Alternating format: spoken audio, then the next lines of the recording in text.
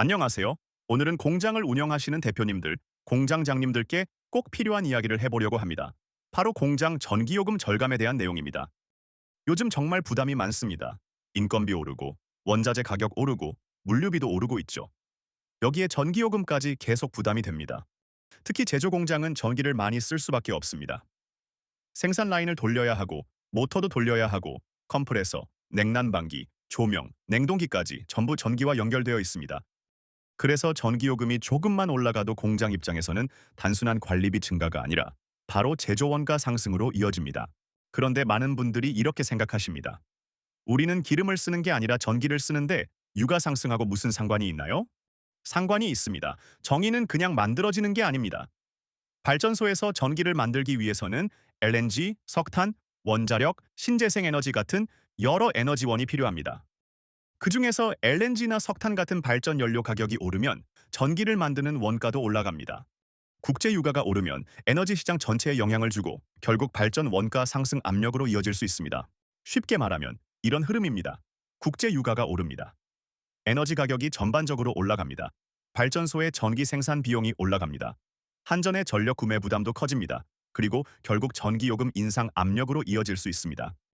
물론 유가가 오른다고 전기요금이 바로 다음 달에 오르는 것은 아닙니다. 정부 정책, 한전의 재무 상황, 연료비 조정 단가, 산업용 전기요금 정책 등이 함께 작용합니다. 하지만 공장 입장에서 더 중요한 것은 이겁니다.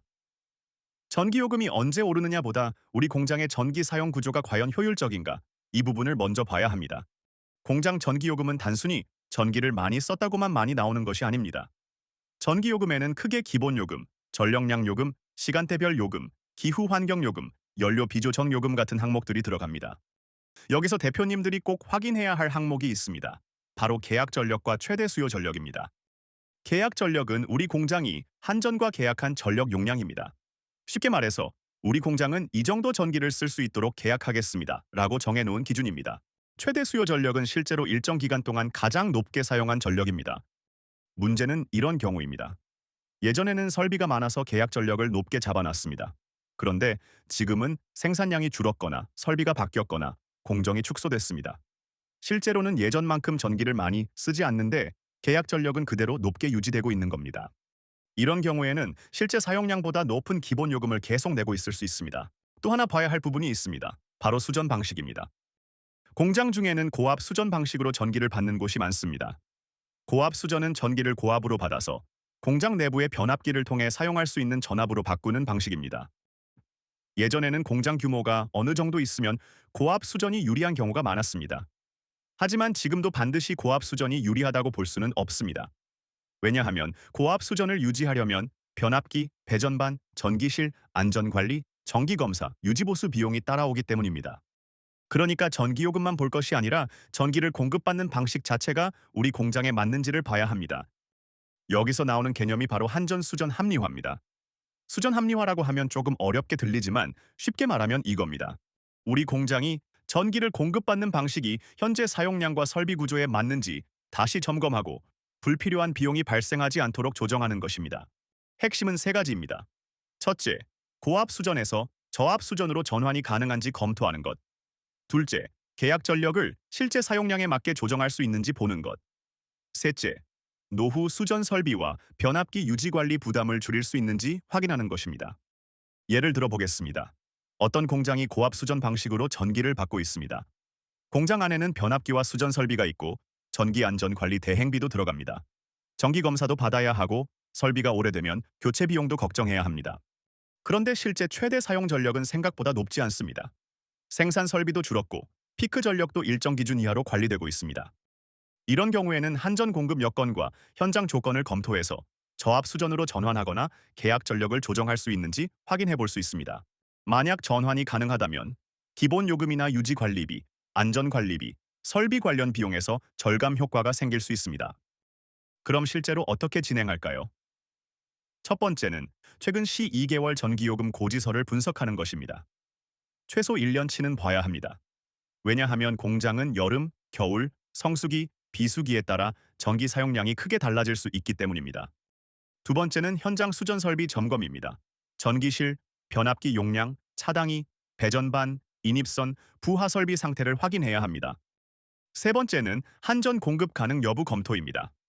저압 전환이나 수전 방식 변경은 공장 마음대로 할 수 있는 것이 아닙니다.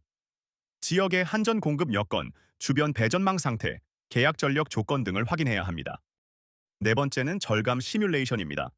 현재 요금 구조와 변경 후 예상 요금 구조를 비교해야 합니다. 이때 전기 요금만 볼 것이 아니라 공사비, 안전관리비, 유지보수비, 회수기간까지 함께 봐야 합니다. 다섯 번째는 전환 후 검증입니다. 전환했다고 끝이 아닙니다. 최소 3개월에서 6개월 정도는 실제 고지서를 보면서 예상 절감액과 실제 절감액이 맞는지 확인해야 합니다. 그럼 어떤 공장이 검토 대상이 될 수 있을까요?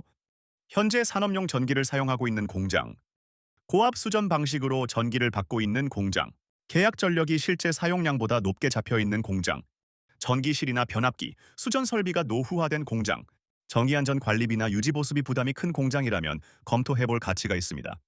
하지만 중요한 점이 있습니다. 수전 합리화가 모든 공장에 무조건 적용되는 것은 아닙니다. 공장마다 전력 사용 패턴이 다르고 한전 공급 여건도 다르고 설비 구조도 다릅니다.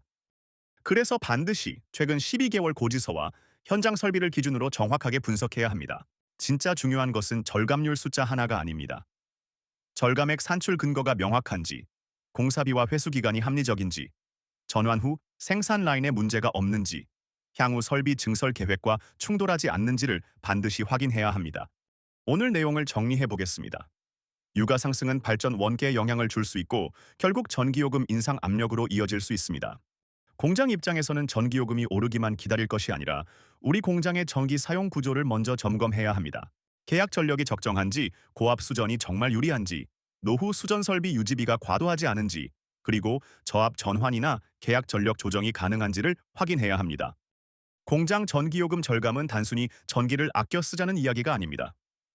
우리 공장에 맞는 전기 공급 구조를 다시 설계하는 일입니다. 오늘 영상이 도움이 되셨다면 좋아요와 구독 부탁드립니다. 더 자세한 상담을 원하시는 분은 아래 더보기란의 카카오 채팅방으로 문의해 주세요. 감사합니다.